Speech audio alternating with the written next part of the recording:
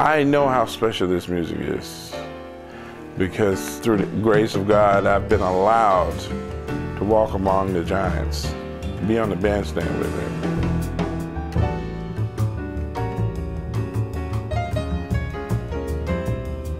When this music is played in the right spirit, I know the effect that it can have. I know how special it is, and I know how it impacts people. I think that's important.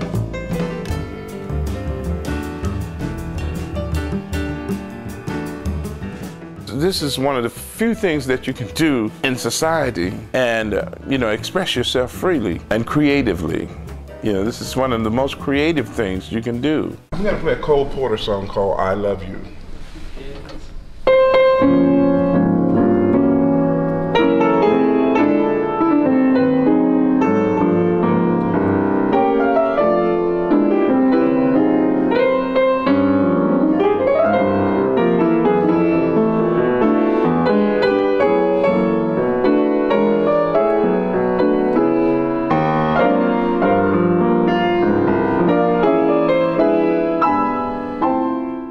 Playing this music affords us an experience that I think many other people don't get in other areas of functioning in life. Playing this music sort of compels us to be in the moment. We're not always there, most of us. When we are in the bandstand and that something happens, when we know we have performed in a way that we don't usually perform, that happens on occasion, where we realized we weren't even there. It wasn't really about us. We were being a channel for creativity to express itself. And that's such a profound experience, that when it happens, we're driven to try to find that experience again. And I dare say that that's what keeps us coming to the bandstand every night.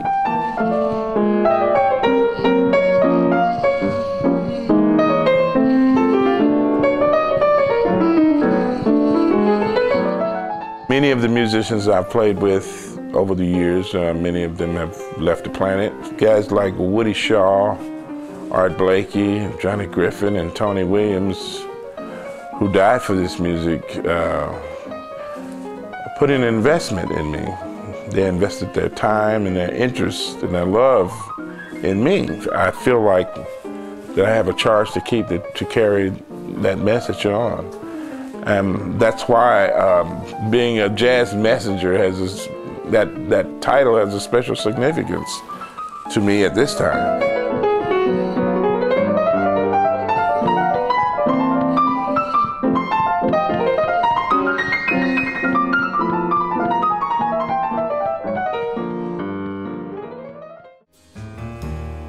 I grew up in a segregated society.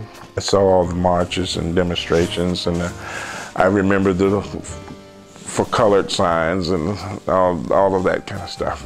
I remember very vividly the civil rights movement and the freedom riders and all of that came through Mississippi. I was in the first wave of children that integrated the schools in Mississippi.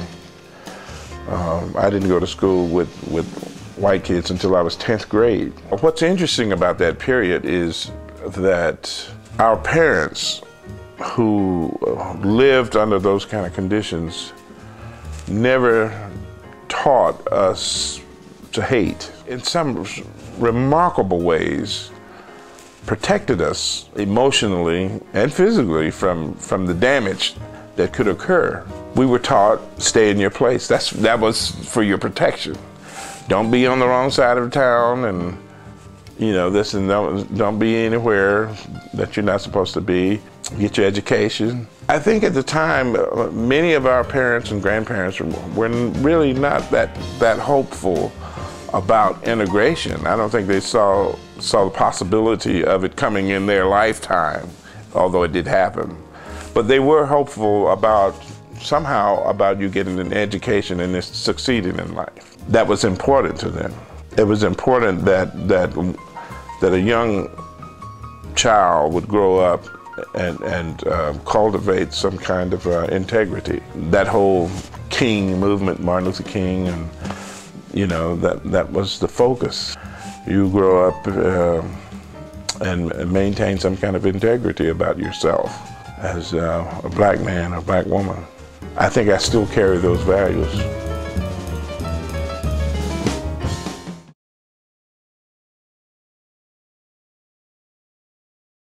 I remember discussing this with Steve Nelson a couple of years ago when I first got this appointment.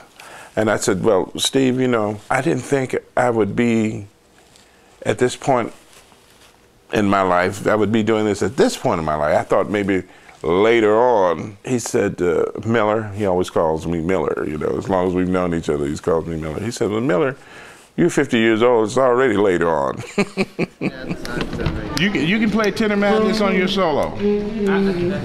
Make sure you play the One, two, 1, 2, 1, 2. I think it's essential that people who have had the opportunity to walk with the giants, so to speak, as I've had the opportunity to do, it's important that we continue the legacy of this music and that we share with these young people coming up. We'll share with them our knowledge and our experience, because there aren't many Art Blakey's around. There are not enough band leaders around for them to play with. One thing that many of them are doing is going to school and studying in the colleges and universities. It's imperative that musicians such as myself and others, you know, Bobby Watson and Terrell Stafford and so many others, Antonio Hart, you know, that we go into schools and talk about what we've learned from all of these people. It's always been said that jazz can't be taught, and I think that's very true. You can point the way and you can guide, you know. I always feel like if I can get the students to learn how to listen, and then they can teach themselves. The main thing for me is to, as an educator, to give them ears, so to speak, so that they learn to listen. And if they learn to listen in the right way, they can go on and teach themselves. And that's what you have to do ultimately anyway, is teach yourself. I tell you one thing about young kids, their minds are fresh and they're not quite habit-bound yet. It's interesting to see their viewpoint on the same issues, so to speak, to see how they come to the music and their perspective on improvising and all of that, because you know they're bright and they're intelligent and they are creative. I'm stimulated and inspired by just watching them. We can really prepare the students to go out and be somewhat ready to perform. Of course, the learning process goes on forever, you know. We just kind of try to give them a foundation.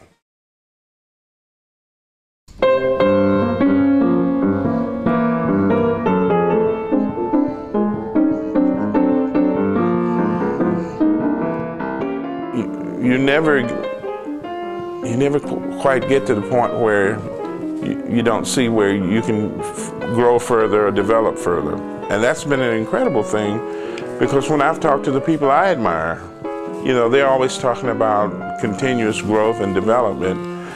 When I look at them and say, you know, well, what are you gonna do, you know? But as Harold Mabern says, you know, there's always Art Tatum records around. So, you know, for any pianist to get complacent, they're examples, such as the recordings of Bud, and Oscar Peterson, or whatever, all of the masters, to show you that there are other levels of attainment, you know. And if I should ever approach the level of Art Tatum, I'm putting out notice.